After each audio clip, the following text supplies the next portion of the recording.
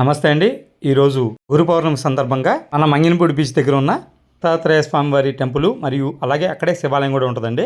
ఈరోజు విశేష పూజలు జరుగుతున్న సందర్భంగా మీకు చూపించే ఉద్దేశంతో ఈ ఆలయంకి అయితే రావడం జరిగిందండి. ఇక్కడ నిత్యము పూజలు చేసే పూజారిని అడిగి పూర్తి వివరాలు తెలుసుకుందామండి.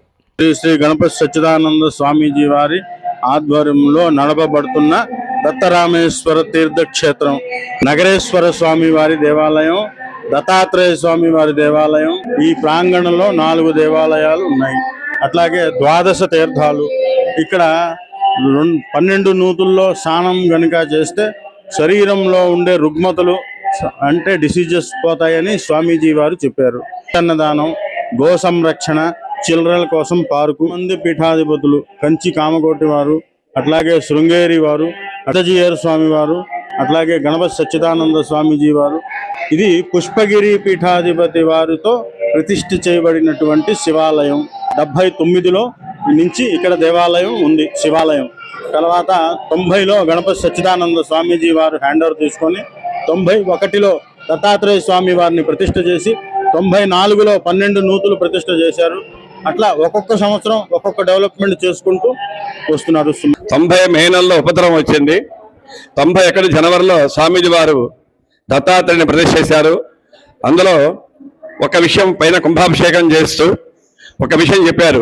ఇవాళ దత్తుని ప్రతిష్ఠ చేస్తున్నామంటే మీరు ఇచ్చే డబ్బుల కోసం కాదు. పోయిన సంవత్సరం మీకు ఉపద్రవం వచ్చింది, మరలా అటువంటి ఉపద్రవాలు రాకుండా ఉండగలందుకే స్వామీజీ దత్తుని ప్రతిష్ఠ చేస్తున్నారు, పంచభూతాలారా వచ్చి ఆశీర్వదించండి అన్నారు. అన్న వెంటనే 5 గరుడ పక్షులు అలా ఆశ్రమం చుట్టూ ప్రదక్షిణ చేసి వెళ్ళిపోయినాయి. ప్రాక్టికల్గా ఎక్కడ ఎన్ని ఉపద్రవాలు వచ్చినా దగ్గర దాకా రావటం వెళ్ళిపోవడం జరిగింది తప్ప అవ్వాలి చెప్పాలి వరకు సరైన ఉపద్రవం అనేది లేదు అని చెప్పాలి. మనసా వాచా కర్మణ. అన్ని చోట్ల కూడా ఒకే దిమ్మమే 9 గ్రహాలు ఉంటాయి.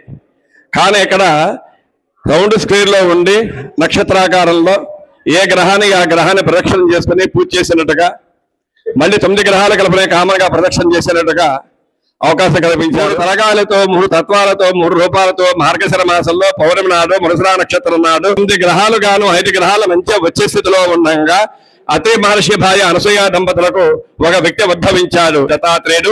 అక్కడ బ్రహ్మ దగ్గర ఎంత శక్తి ఉంటుందో, విష్ణుమూర్తి దగ్గర ఎంత శక్తి ఉంటుందో, పరమశివుడైనటువంటి ఎంత శక్తి ఉంటుందో, ఆ త్రిమూర్చారు దత్తాత్రేయుడి దగ్గర అంత శక్తి ఉంటుంది.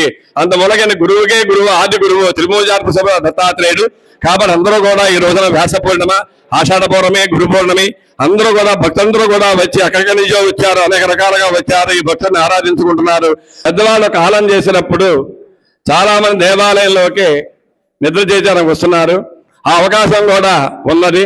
ఇంకా విశేషంగా ఎవరన్నా రూములు కావాలనుకుంటే రూమ్ కూడా బుక్ చేసి రూములో పడుకోవచ్చును. తొలి ఏకాదశి దగ్గర నుంచి పాలక వర్గం వారు మళ్ళీ నిత్య అన్నదాన కార్యక్రమం కూడా ఏర్పరుస్తున్నారు.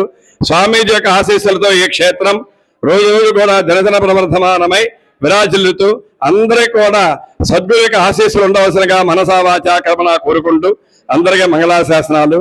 జయ గురుదత్త, శ్రీ గురుదత్త.